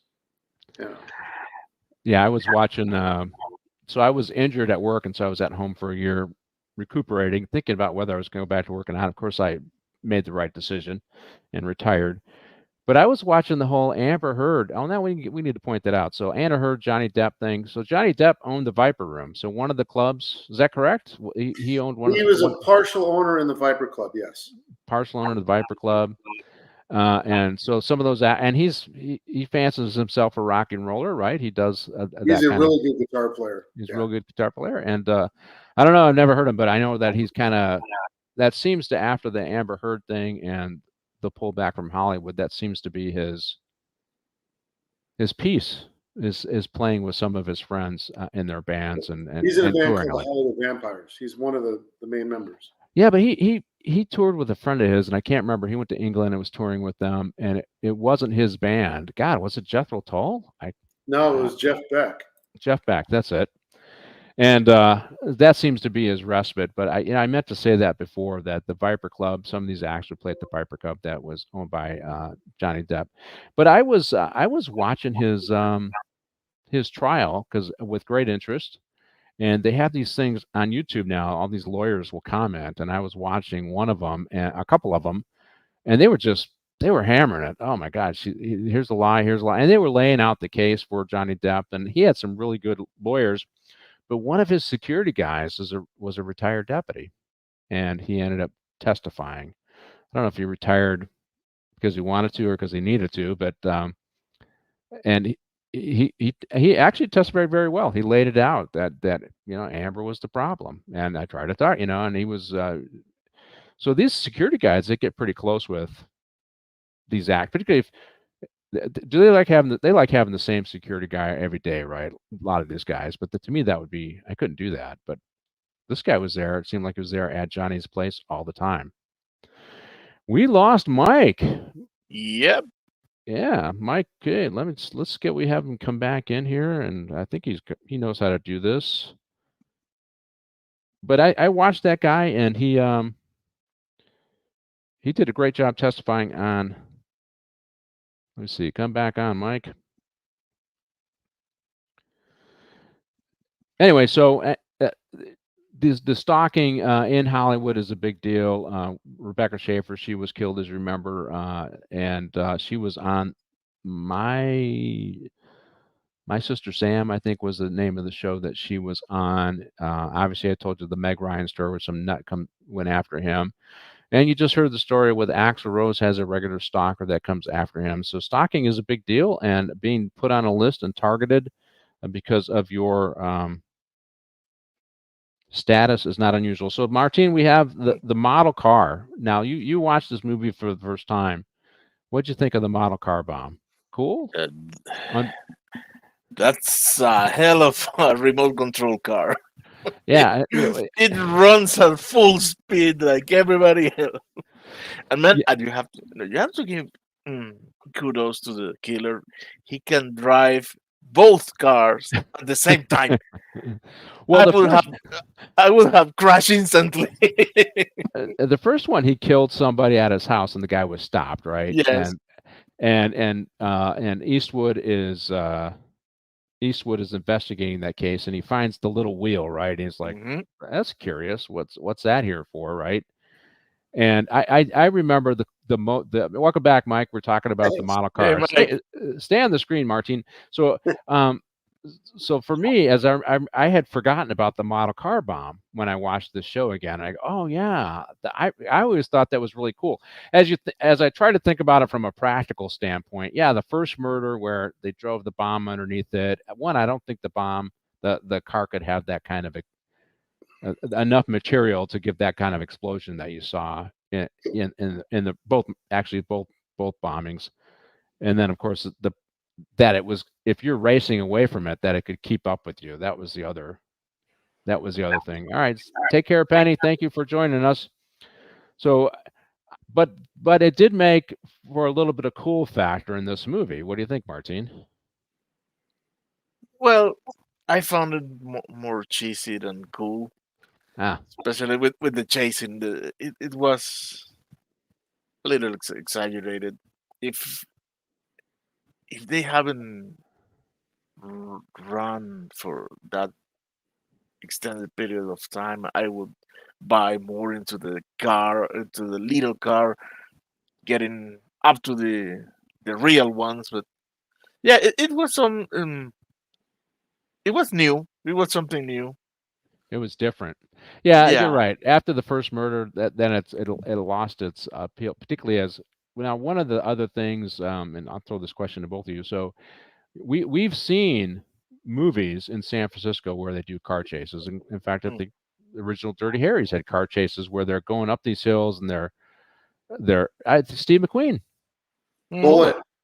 Yeah, Bullet, right? Where they're going over these hills and they're bottoming out and you see that here, but you have as you point out the impractical you have it with the model car, and I thought that was kind of a throwback to some of the original stuff with Dirty Harry, but also to Steve McQueen, which had already been produced. So now we have this car chase between Dirty Harry and this little model car. Do you think that was a little bit of a toss back to those older car chases? Maybe they're mocking them, like you're saying. What do you think, Martine? I don't think they were mocking it. I think they really thought that it was going to look cool. I think they went a little bit next level, only because like today we have drones. Yeah. And Yeah. even the military's taken the drones to such a level we don't even know everything about it. But Right. First of all, he picked a '63 Corvette for a little model. That was cool. Mhm. Yeah. All right. Well, I I tried to appreciate that. recreate it with my kid. We took our RCs out, and as much as we could get him going pretty good in a straight line, I don't know how anyone can handle one that in a chase scene like that. That's just I no way. wonder how many times they had to shoot that scene, because I wrote a line. I wrote a comment, line of sight. So if you know anything about radio control, radio anything, you have to have line of sight with that, right? So, which is why the guy's chasing him, right? I mean, that's the practicality. You have to have line of sight between the controller and the model car for there to be. And it's funny because they had some kids playing with model cars, and that kind of took over control. That's why you couldn't kill them right away. You saw that at the beginning of the scene. Interruptions, yeah. Which is why. So this is why so you got the Clint Eastwood running the model car chasing them, and then you got the bad guy chasing the model car so that he can control it. So it was a little bit comical, and I go, people probably don't understand that there needs to be a line of sight between the controller and the model car, because you're right, Mike. Nowadays it's you get it on a set frequency, and only the controller and the drone can talk to each other, and maybe that can be launched over satellites or antennas or whatever. But this technology, it had to be line of sight. I'll tell you one interesting use of drones right now, and I don't know if you pay attention to it, but there's a guy who does updates on the Ukraine war. He's a veteran, and he talks about it, and I watch him all the time. And so they're doing drone boats. Yeah.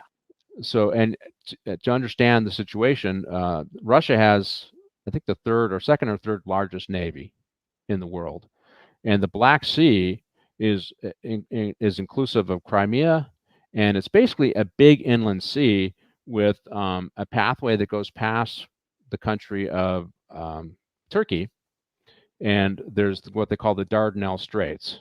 So Turkey said, we're shutting off the Dardanelles Straits. So what you have in the Black Sea is what you have. So they have the Black Sea Navy for Russia in there, and they pretty much took over whatever Ukraine had when they took over Crimea in 2014. So Ukraine really doesn't have a navy, and their goal, of course, was to shut down grain shipments and other things, and they negotiate.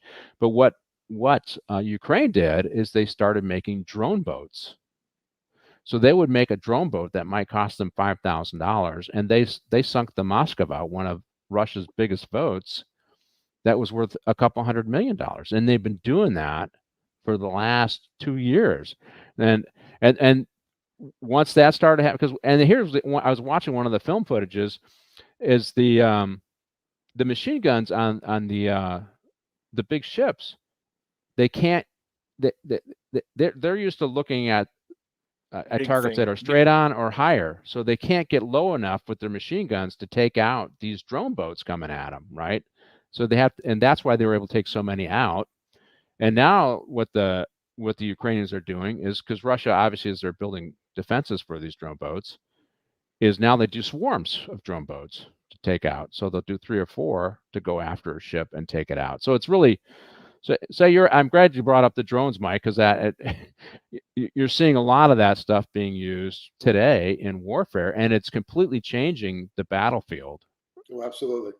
So maybe Dirty Harry was onto something there, and our killer was onto something, and using drones to kill people. And here's the other thing: I didn't think, and certainly you guys can chime in. I just didn't think that car could carry enough explosives to do the damage there that they did. And if you remember the movies, they put a lot of explosives where they just tore people up. I think Kill the Irishman, that was Janny Green, and I think it was Cleveland, Ohio, where the Italian mafia was going after him, and that's based upon a true story. And you saw the movie Casino, where it's under, the only reason it was Robert De Niro's character, who they tried to kill in that movie, but they said one of the reasons he survived is they had that model happened to have a steel plate under the driver's seat, so the explosion. So, but I just saw that little car just could not carry enough explosion to have that kind of impact. I don't know. No. So that was fictional. But it was fun. I enjoyed watching the car chase with the little model car, and I had completely forgot about this when I thought about the Deadpool. So. All right. Well, then another fun part of this movie is they try to kill Clint Eastwood, or he thinks the mafia is after him again, right? And they don't show part of this, but the bad guy Gennaro is in prison, right? And Clint Eastwood goes to visit him. Now I don't have a scene for this, and he brings the biggest guy in the prison to stand there. Remember this scene? Oh yeah. You just stand there. Don't do anything else. Don't do anything. Just stand there. And now the mafia boss is afraid, and he says, if something happens to me, my friend here is going to take care of you. And I figured it was to give him a box of cigarettes or some cigars. I can't remember what he did. Cigarettes. Yeah, and of course the guy was huge. And and two stories it brought up, because I'm a kind of a history buff on the mafia too. Is when Al Capone went to jail, he wasn't given in Alcatraz. He wasn't given anything. He had to. He was attacked. He had to fight his way out. He was nothing special in Alcatraz. Same with John Gotti. John Gotti ended up having to hire folks to protect him when he was in custody in federal prison too. So to me, when I was aware of those stories, I was kind of believable, because, hey, you know what? If you're a godfather or a mafia family lead in prison, unless there's other Italians around to protect you, you're nobody special, right? Correct. In fact, you're probably a target, and they would have to put you in protective custody. And so this scene, bodyguards, might as well roll the scene, bodyguards, is he thinks, oh, hey, thank you so much from Lee Anthony Davis for hey, a couple of you're listening to us all the way from England, if that's a pound, I think that's the pound thing, right? Yes, he's from England and has been a new addition to our audience. A very good one. He's always have sharp questions. Let's see which one will he be bringing today. I'm sorry, I can't talk English today. All right, Lee, I'll give you a story from England as we roll our scene from Bodyguard. So I was in England, and I was interacting with the British Transport Police, and I was determining how I was going to set up anti-terrorism teams and bomb detection canines. And I got asked by the British Transport Police, well, we're working, but we'll meet you over outside of Buckingham Palace. And I said, okay. So I think I had a sergeant with me, and so we meet him over at Buckingham Palace. And it was the one day of the year that the Queen goes over to the Parliament building and opens up Parliament. So her flag, her banner flies over Parliament on that day. But she was going over in a carriage, right? She had a carriage, she had horses and footmen, and so there she was sitting in her carriage with her crown on. I have a picture of it somewhere, and I think it was Philip is the name of her husband. He was sitting next to her. It's kind of interesting, and they were actually working the event, make sure there was no bombs there. So we went out there to see how they worked the event, and I got the chance to see the Queen. So hail to the Queen at the time. Now hail to the King. Thank you for joining us, Lee. That's one of my stories from England. I'll give you another one next time you join the show. How's that? My pleasure, and happy to support any way I can. Well, thank you so much. Okay, let's roll the scene. Bodyguards, because Eastwood's setup with the gang leader leads to this next scene, and he thinks he's being followed, and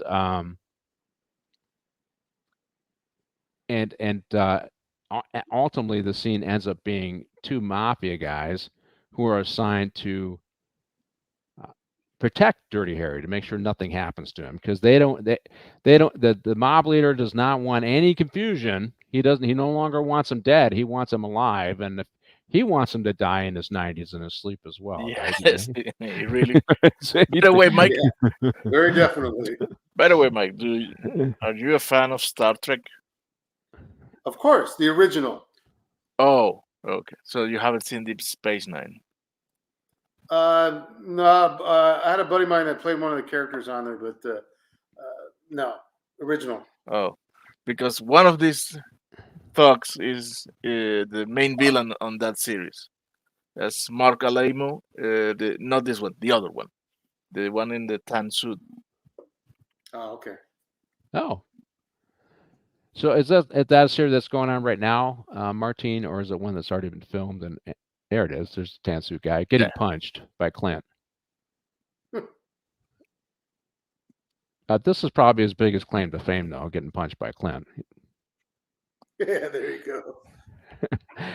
And this is this is what, Clint, this is every which way loose Clint punching this guy out, right? Where he does also, he does that whole series.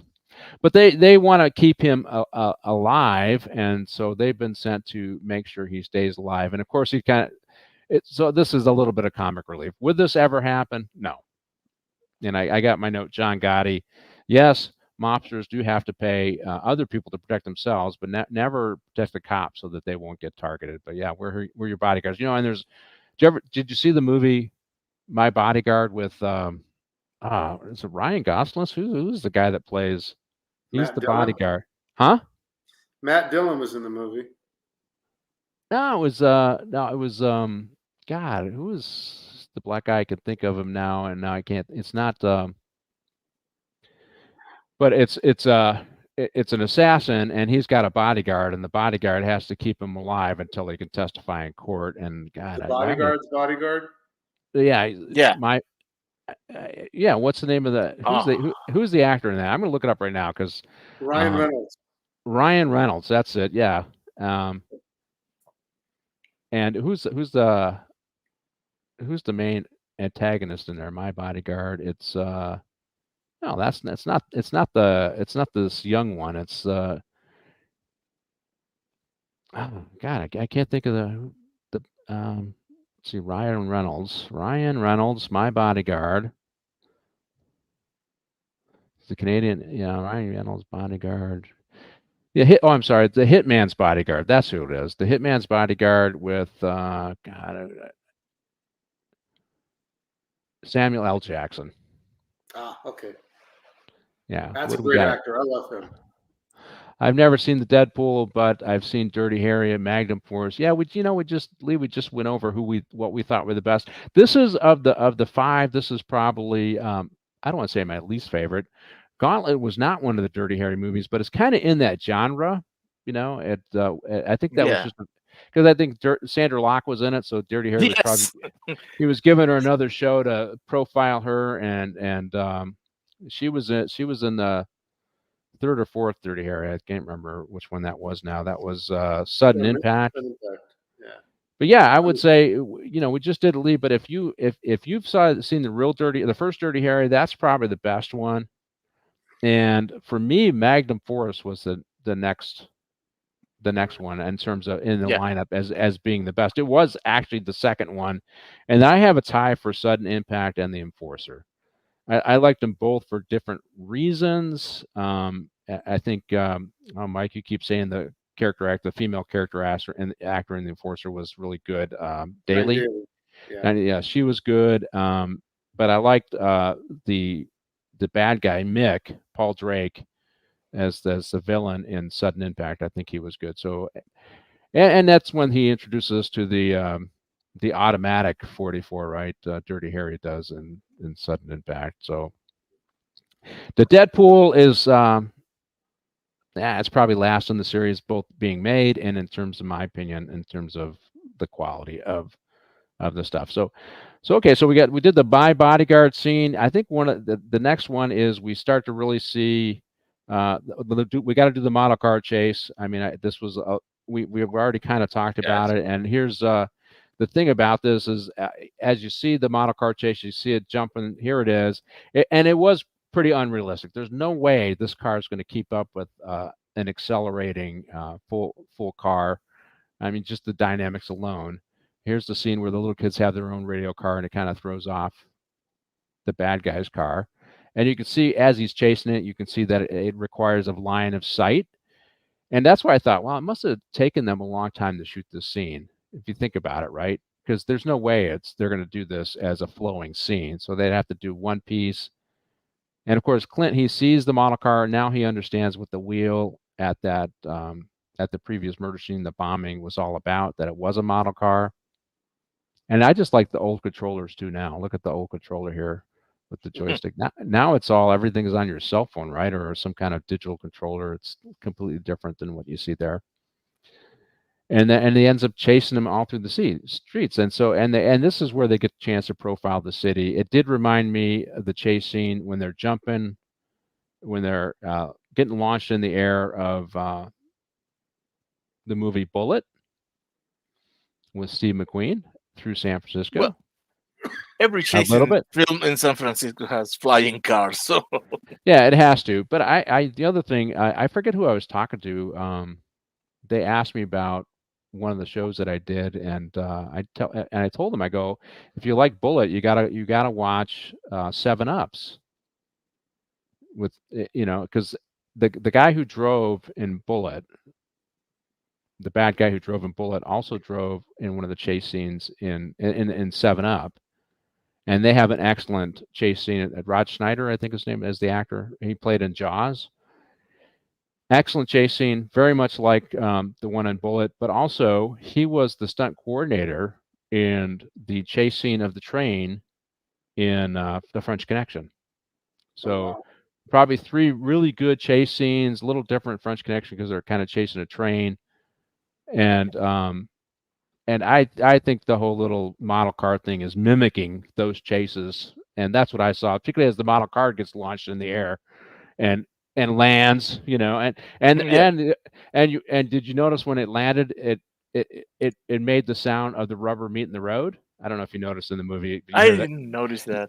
You hear the little, and I'm like, okay, so because that was the other thing when I was watching the 7 Ups. So, and actually the same thing, if you pay attention, if you go back and watch those chase scenes, you hear that they're downshifting and they're upshifting, and one of them was an automatic, and you see them downshifting and upshifting, and no way, right? So they're actually put these sounds in there, and they did that with this little car too, which is kind of interesting. The other show films with chase scenes filmed in Frisco was the TV show Nash Bridges with Don Johnson and Cheech Marin. And they used to always run around San Francisco. I'll have to, and so that, and I'm sorry, what show was that again, Mike? It was a television show called Nash Bridges. Yeah. And he drove a 71 Cuda with a drop top on it. And Cheech Marin was his partner. I was so I grew up in Detroit, Michigan, guys. And so growing up, you saw all those cars out on the roads, all American, all these muscle cars. And of my friend group, 3 are engineers, and that's, so they're big. One of them in particular has been to rebuilding stuff, and so you used to see all these cars all over the place. And so when I would see in the movie, now here the guy's doing a wheelie too. So this is why I'm thinking. This is why I'm thinking that they had to film these and break them up, right? May I ask the panel, do you think Dirty Harry franchise for a new direction for Clint in the 1970s, or do you think that the concept was unique, even though Eastwood had done Coogan's Bluff and westerns? Lee, we look when I did the first Dirty Harry, the part was actually offered to other people, and they chose not to take it. I think John Wayne chose not to take it because it was he didn't like the subject matter material, because he was more into kind of the clean hero, and this is the anti-hero. Clint Eastwood, our Dirty Harry is, and I think Steve McQueen turned it down. So other people turned this show down because they didn't like the violence, and for me, it's just another way of profiling.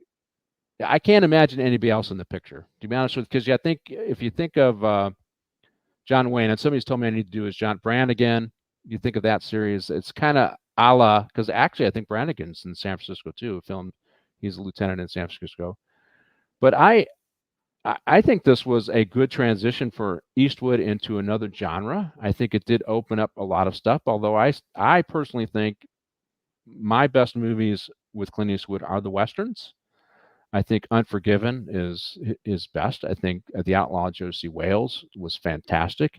I like this is good escapism movie, but I don't think they hold a candle to those productions, the westerns. I don't know what you guys think. I do remember Coogan's Bluff. I like that one. That was a fun portrayal of the cowboy in New York City chasing the bad guy. But this was a good transition for Eastwood. I think it did open up some doors. I think he kind of scaled back on this when he started doing the Every Which Way But Loose, kind of the looser kind of series. I don't know, Mike, what do you think? Look, everything he's done I'm an Eastwood fan, so I'm always a fan of him. I enjoyed the spaghetti westerns immensely. Yeah. I really grew up with that kind of stuff. I think Dirty Harry was a great bit, and there was a perfect time for him to be doing it. And it lived on. Are there overlapping things in some of his movies? Maybe a little bit. Like you said, Coogan's Bluff. That was a great flick. Yeah. He was an Arizona cop going to New York. I enjoyed it with Don Stroud. Everything he touches is great. I like the stuff he's done when he's older also. I enjoy The Mule and many of those other ones. Gran Torino. Oh man, Gran Torino. I mean, I liked him in Play Misty for me. That was a little different. The stalker. Talking about stalker, she's stalking him as a kind of a minor radio personality. Even the bridges of Madison County. Yeah, so he's so this was a good change for him. Probably identified him something different than the spaghetti western. Put him in a new direction. Although it's still the anti-hero, right? I mean, if you think of the spaghetti western, he was kind of the anti-hero, right? Correct. And here he is here, the same thing. I mean, the body counts are about the same in the movies, right? So he kills a lot of people in those spaghetti western. He kills a lot of people in Dirty Harry. Maybe it's still out west, so maybe they're still out westerns, But yeah, no, I think this was a good transition for him. I took a peek. I took a peek at Dirty Harry. It said, yeah, you're right. John Wayne, Frank Sinatra, Robert Mitchum, okay, Steve McQueen, and Burt Lancaster. Oh, I couldn't imagine Burt doing it. If I had McQueen would have been a decent Dirty Harry, I think, but I can't really see anybody else. But the other thing, they didn't know this was going to launch a franchise of 5 Dirty Harrys. They didn't know. This was just Paul Newman was the last one. Yeah. So, but hey, we got to bring our villain in here, and let's roll the psycho scene and talk a little bit about him, and because I want to get back into the best psychos of Dirty Harry. So, and why? But here's our scene. So we do finally see who the psycho is, and obviously it's and Dirty Harry ends up being on his list because he's the famous cop. Probably a tactical mistake by our serial killer. What do you think? And you're going to target somebody that actually shoots back, right? And so he failed with his little model car. My favorite Western: the good, the bad, and the ugly. Yeah, Eli That- Wallach. Eli Wallach, that- right? Yes, Correct. that would be my third. The And first Lee one Van would Cleef. be yes. Which one you The- say? my- Lee Van Cleef played Yes. the ugly. No, he played the bad. He was the bad. Yeah. Well, Eli Wallach also played in The Magnificent Seven. He played the bandit guy, and I did a movie not long ago called Mystic River where he just did a little cameo spot. He was the bar owner, if you remember, He was in Martine. Godfather too. Yes. Yeah, he's in Godfather. Yeah, he was. Yeah, he played one of the. Yeah, he was the guy. He died eating the cannoli, right? Correct. That's a horrible way to go. Okay. Why? Enjoy the cannoli first. I liked when they killed Paulie. Yeah. They killed Paul. Oh, don't forget the cannolis. They killed him in the car, and didn't want the cannolis left in the car, right? Don't forget the cannolis. So. But here, our psycho he's definitely clicking off his list here. I think, I was uninspired by this guy as the bad guy in comparison to our other villains. And of course, Clint ends up taking him out with the big harpoon gun.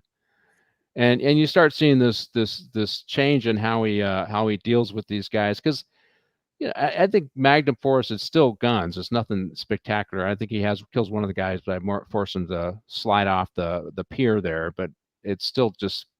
But the enforcers, when you start seeing the unique way he dispatches people, because I think he used the Lost Rocket to get rid of Bobby Maxwell, the villain in that one, right? Right. So I guess we should go through him. So he used his 44 to take care of Scorpio in the first movie. Knife. And what? He also used a switchblade.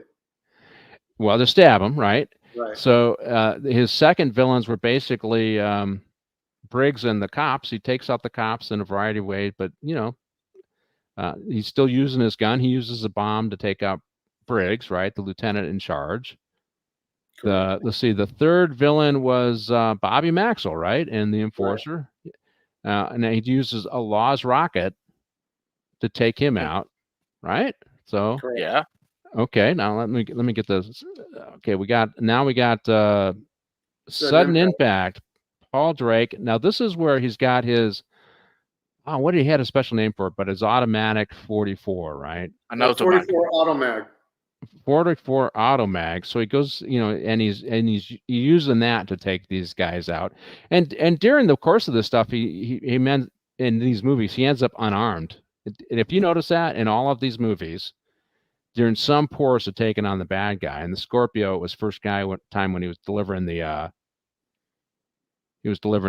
money, right, the ransom, and I think he gives himself up as a hostage. I think Magnum Force. He loses his gun during the fight in the climactic scene with the guys, and he loses his guns, and when he finally gets his gun, Briggs takes it away from him, and he uses the bomb to kill him.